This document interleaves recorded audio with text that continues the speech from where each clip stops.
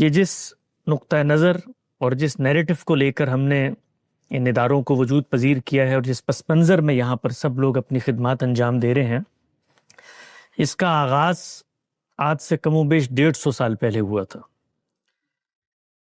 ہم سب جانتے ہیں کہ 1857 مسلمانوں کی تاریخ کے اقبال کا آخری سال تھا۔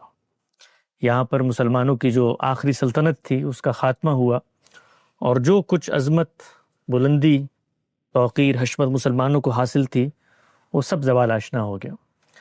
تو جہاں ایک طرف ہمارے اس عصر کا آفتاب غروب ہوا، تو اسی سال 1857 ہی کے سال ایک دوسرا نہضت علمی کا آفتاب طلوع ہوا، اور وہ تھے علامہ شبلی نعمانی۔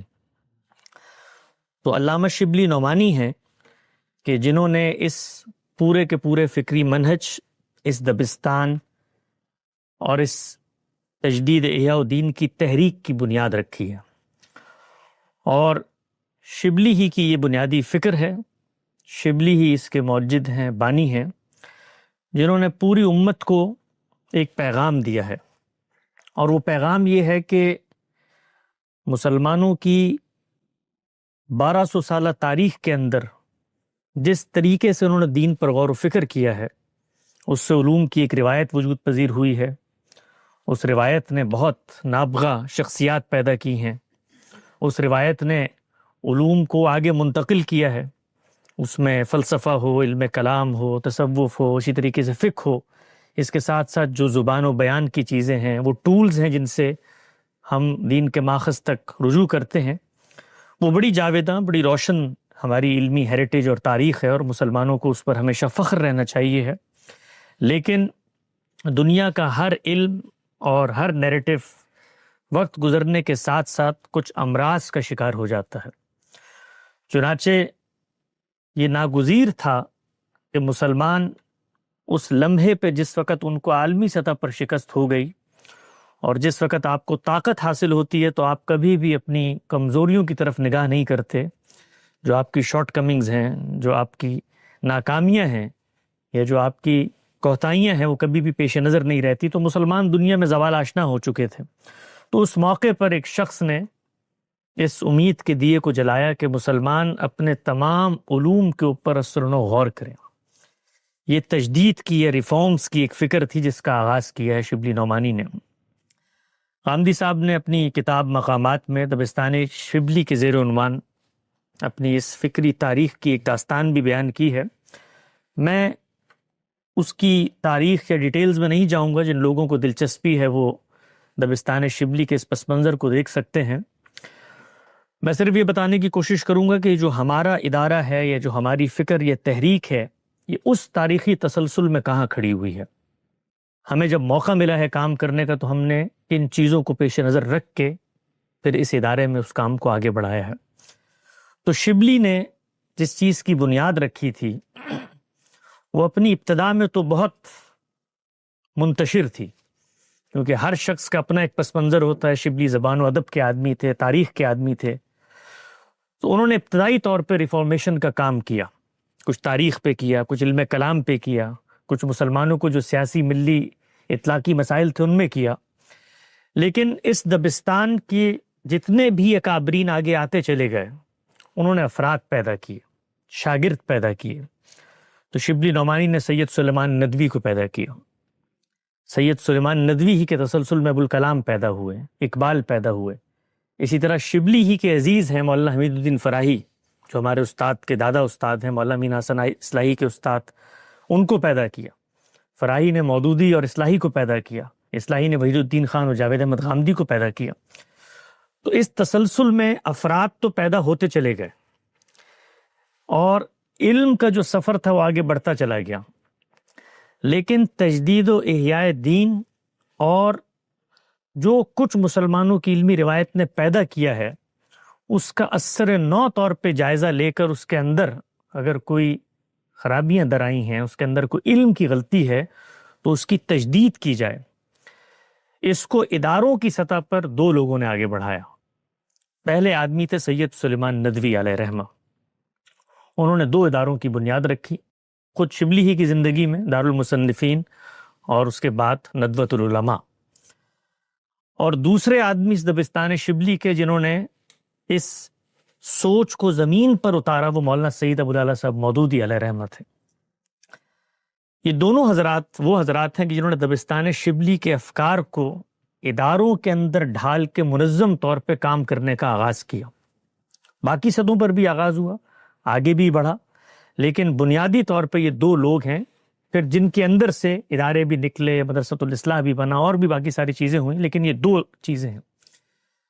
اس پورے تاریخی تسلسل میں ہمارے اس دبستان کی جو اچیومنٹ تھی وہ یہ دو چیزیں تھیں. لیکن ہم یہ جانتے ہیں کہ ندوۃ العلماء جس شخصیت نے وجود پذیر کیا وہ خود شبلی کی جو اصل سوچ تھی تجدید و احیاء دین کی، اس کو سررشتہ بنا کر آگے لے کر نہیں چل سکے. چنانچہ یہ ہوا کہ ندوۃ العلماء بتدریج جو ہمارے یہاں روایتی افکار تھے اور کچھ دبستان شبلی کی کچھ رمق مل کے ایک متوازن پروڈکٹ کی صورت میں سامنے آیا، لیکن جو اصل ہدف تھا وہ وہاں پورا نہیں ہو سکا. دوسری بڑی شخصیت جو اس دبستان نے عملی دنیا میں پیدا کی وہ مولانا سید ابو الاعلیٰ صاحب مودودی علیہ رحمت ہے. وہ اگرچہ اسی پس منظر میں اٹھے ہیں، اسی فکر سے ان کی انسپریشن ہے، اور اللہ تعالیٰ نے ان کو بے پناہ صلاحیت سے نوازا تھا، لیڈرشپ کی، عملی کام کی. انہوں نے اس فکر کو پس منظر میں رکھ کے جو تحریک یا ادارے وجود پذیر کیے وہ بھی دو بڑے انقلابات حال سے گزرے. پہلا جماعت اسلامی کا تھا. اس جماعت اسلامی کی جو تحریک تھی اس کو علم کی تجدید کی تحریک پر مرتکز رکھنے کے بجائے وہ سیاست کی حریفانہ کشمکش میں اتر گئی، جس کے نتیجے میں شبلی کا جو خواب تھا کہ علوم کی تجدید ہو وہ حاصل نہیں ہو سکا. اور دوسرا ڈائلما یہ ہوا کہ اس تحریک اسلامی کو آگے بڑھانے کے لیے کوئی علمی فرد یا مذہبی عالم نہیں تھا دبستان شبلی کا جو اتنے بڑے انیشیٹو کو جو پیدا ہو چکا تھا کسی سطح پر اس اصل ہدف کی طرف واپس لے کر آتا جس کی بنیاد دبستان شبلی کے اکابرین نے رکھی تھی. چنانچہ تجدید اور احیاء دین کے لیے اٹھنے والی یہ تحریک خود اس کی متقاضی تھی کہ اپنے اس 150 سالہ پس منظر میں شبلی کے اس اصل ہدف کو پھر سے زندہ کیا جائے. گویا اب دو اہداف تھے، ایک تو یہ ہے کہ دین پر غور و فکر کر کے اصل دین کو الگ کر کے بتانا ہے، فلسفے سے، کلام سے، تصوف سے، تاریخ سے، فقہ سے، اور دوسرا یہ کہ جو لوگ اٹھے ہیں اس کام کے لیے وہ خود اس کام میں اس درجہ یکسو نہیں رہے.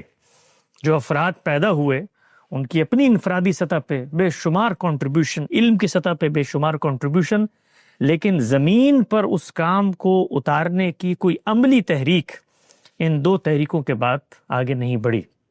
چنانچہ اس تاریخی پس منظر میں اگر آپ دیکھیں تو آج سے کم و بیش 35-40 سال پہلے ہمارے استاد مکرم جناب جاوید احمد غامدی صاحب نے شبلی کے اس خواب کو نقطہ پرکار بنا کر اس کے گرد ایک دائرہ کھینچا. یہ المورد کی جو تاریخ آج آپ کو نظر آتی ہے یہ اصل میں شبلی کے اس خواب کی عملی تعبیر تھی. اور جس وقت غامدی صاحب نے اس چیز کو بنیادی ہدف بنایا کہ امت کے سامنے دین کی خالص ترین شکل ہم نے رکھنی ہے تو اس کے لیے دو چیزیں ناگزیر تھیں. پہلی چیز یہ تھی کہ تعبیر کی تشکیل ہو، کیونکہ امت کے ہاں ہمارے اس فقہ و تدبر کے منہاج اور پس منظر میں تعبیرات موجود ہیں، سلفی تعبیر موجود ہے، فقہی تعبیر موجود ہے. تو جو تصویر بنتی ہے اس تجدید کی تعبیر کی اس تصویر کو نمایاں کیا جائے. چنانچہ گزشتہ 40 سال میں غامدی صاحب نے اس کینوس کو سنوارا، اس پر وہ تصویر بنائی، اس تصویر میں رنگ بھرے اور پھر اس کی فریمنگ کی. تو اس کے بعد دین کی وہ پوری کی پوری محکم تعبیر جس کو آج ہم منہج فراہی یا فکر فراہی یا دبستان شبلی کے اس خواب سے تعبیر کرتے ہیں وہ پوری کی پوری تصویر مکمل ہو کے سامنے آ گئی. تو غامدی صاحب نے گزشتہ 40 سالوں میں اس تصویر کی تشکیل کا کام کیا. جب وہ تصویر متشکل صورت میں سامنے آ گئی تو اب ضرورت اس امر کی تھی کہ اس تصویر کو کسی نمائش میں رکھا جائے، اس تصویر کو باقی تصاویر کے ساتھ آویزہ کیا جائے تاکہ یہ فرق معلوم ہو سکے کہ اس تصویر میں اور ان تصاویروں میں کیا فرق ہے۔ چنانچہ المورد کی تحریک کا جو بنیادی انسپریشن ہے وہ یہاں سے اٹھا ہے کہ اس تصویر کی تفہیم لوگوں میں پیدا کی جائے اور یہ بتایا جائے کہ یہ وہ دینی فکر ہے جو تضادات سے پاک ہے، جس کی ایک پرنسپلڈ اپروچ ہے، جس کی بنیادیں تمہاری فطرت میں ہیں اور جس کو تم کائنات کے ہر طبقے تک پورے اعتماد کے ساتھ پیش کر سکتے ہو، اور اس میں اصل حیثیت قرآن مجید کی ہے۔ اس کی روشنی میں تمام علوم کا سرن و جائزہ لیا جائے گا۔ چنانچہ وہ تصویر پوری ہوئی، اس تصویر نے دین کی ایک پوری کی پوری جامع تعبیر پیش کی، اور جتنے لا ینحل مسائل امت کی علمی تاریخ میں گزشتہ 1200 سال میں ڈائلمس کی صورت میں ہماری روایت گھبرائے ہوئے ان سے نمٹ رہی تھی، ان سب کو حل کر کے دنیا کو اس اعتماد کی جگہ پر کھڑا کیا کہ خالق کے جس دین کو ہم مانتے ہیں اگر درست میتھڈالوجی کے ساتھ اس کو اپروچ کیا جائے تو یہ صرف مسلمانوں کی نہیں، پوری انسانیت کے لیے ایک لاہ عمل اور آب حیات اور امرت دھاری کی حیثیت رکھتی ہے۔ چنانچہ المورد نے گزشتہ 40 سالوں میں اس کوشش کے احیاء کو آگے بڑھایا ہے۔ اس لحاظ سے غامدی صاحب اگر اس دور کے مجدد ہیں تو المورد دبستان شبلی کا مجدد ہے۔ اس نے شبلی کے اس خواب کو دوبارہ سے زندہ کیا اور اس تعبیر کو آگے پہنچایا۔ تو اس تسلسل میں اگر آپ دیکھیں تو 150 سال کا سفر ہے۔ 1857 میں شبلی پیدا ہوتے ہیں۔ اس کے بارے میں سید سلیمان ندوی نے کہا تھا کہ وہ ہنگامہ مشرق میں پیدا ہوئے، جس وقت 1857 میں ہماری سلطنتوں کا انحطاط ہو رہا تھا، اور ہنگامہ مغرب میں دنیا سے رخصت ہو گئے جس وقت مغرب کی اس سرزمین پہ یلغار تھی۔ تو ہم یہاں سے اٹھے تھے اور یہاں تک پہنچے ہیں۔